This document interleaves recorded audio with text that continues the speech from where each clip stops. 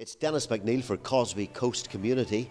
Now, over the last number of months, you may well have seen on Facebook posts from a man known very, very well locally who found himself laid up in hospital for a number of months. I'm really pleased to say he's back up and about. He's on his feet.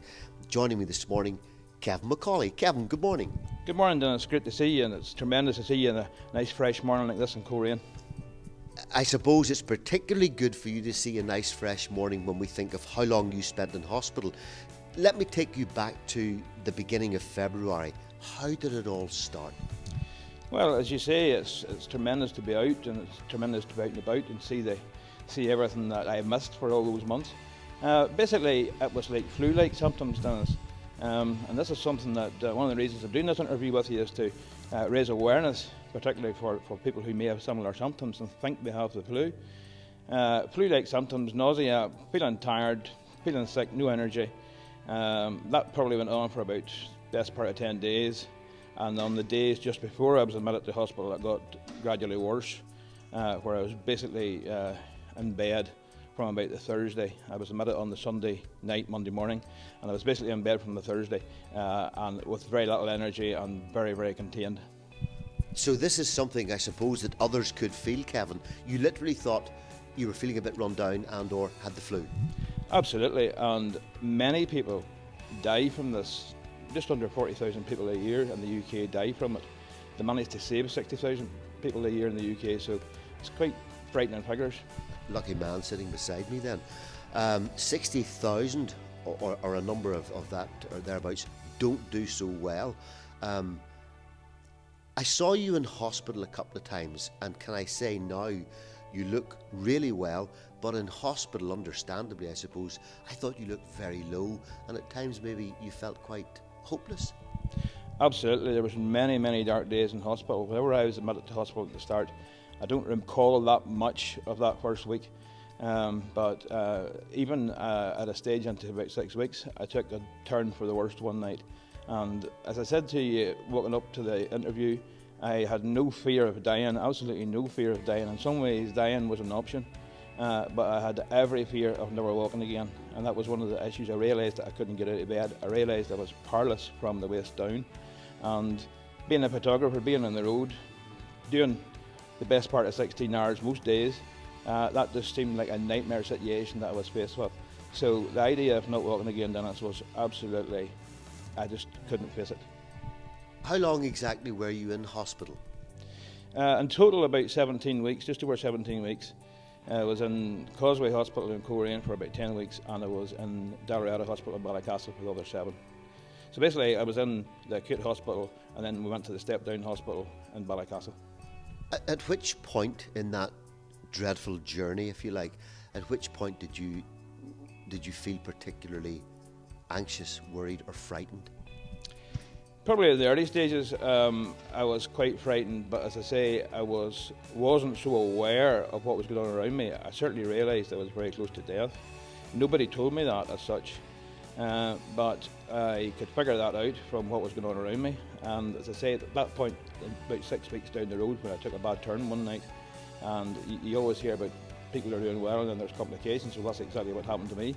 And I could see all the monitors, figures changing, I could see the graphs going into positions where they weren't normally in, and I just knew, particularly one nurse that was on night duty that night rang in the next day to see how it was, and I said to the nurse who actually delivered the message to me, she's really ringing in to see if I'm still alive, and that's exactly what she was ringing in for.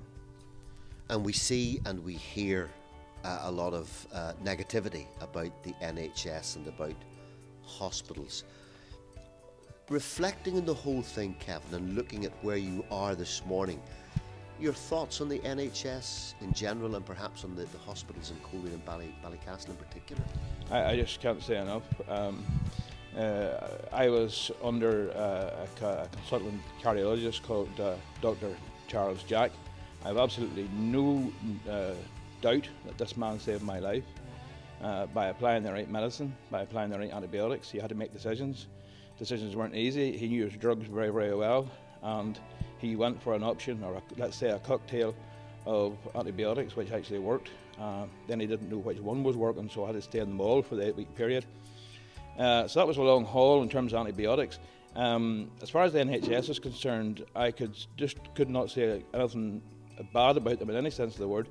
Causeway was brilliant. Nurses, doctors, everybody was very, very good to me, particularly the doctors and particularly the consultants. I had an awful number of consultants and doctors working with me for different aspects of the problem.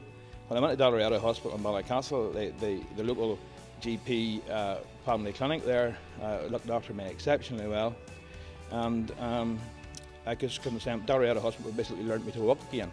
I went to Dalriada Hospital, only taking a few steps in the frame, and within a very short time I was walking in corridors, and as you see, we walked in here to the interview this morning, so I am indebted to the likes of the physios at Dalriada and a physio in Coleraine as well, where she certainly gave me a lot of hope at the start, where I thought I was in a situation that I was going to maybe not make ever the idea of walking again. Bringing ourselves back to today, and you did walk in here this morning, and I'd seen you a week or two back on crutches or a crutch. Have those gone completely? Is it a new Kevin McAuley now? Well, it's not so much a new Kevin McAuley, a lighter Kevin McAuley, let's say. I've lost 8 stone, which, and I wouldn't recommend this diet to anybody, by the way, but certainly I feel good. I feel that going back to NHS again, it saved my life. The ambulance service, everybody, it didn't matter who I was involved with. I've been to all hospitals. I've been to Antrim Hospital, I've been to the Royal, I've been to McAuley for different things, and it was treated exceptionally well, looked after exceptionally well. And now I joke with the doctors at home because I never seen them for 30 years, and now they can't get rid of me. I'm hunting them now because anything at all that I raise with them, they really are very, very good, and they want to be absolutely sure there's no issue with any infection again. Kevin, finally, when one has an experience such as you've had, is it true to say that people tend to look at life differently? Well, it certainly made me realise how close we are to death at any time. And I was always indebted to the number of priests, ministers, pastors, lay people who came and prayed with me in my darkest days, and from all churches, from all denominations. In this business, obviously, I know a lot of people in that business. They all came, they were very, very good. And Dr. Jack did look out the window one day and say, thank God there is a God. And how right he is. Kevin McAuley, thank you so much for your time. It is marvellous, it is wonderful to see you back up and about, on your feet, but thanks for chatting to us in Causeway Coast Community this morning.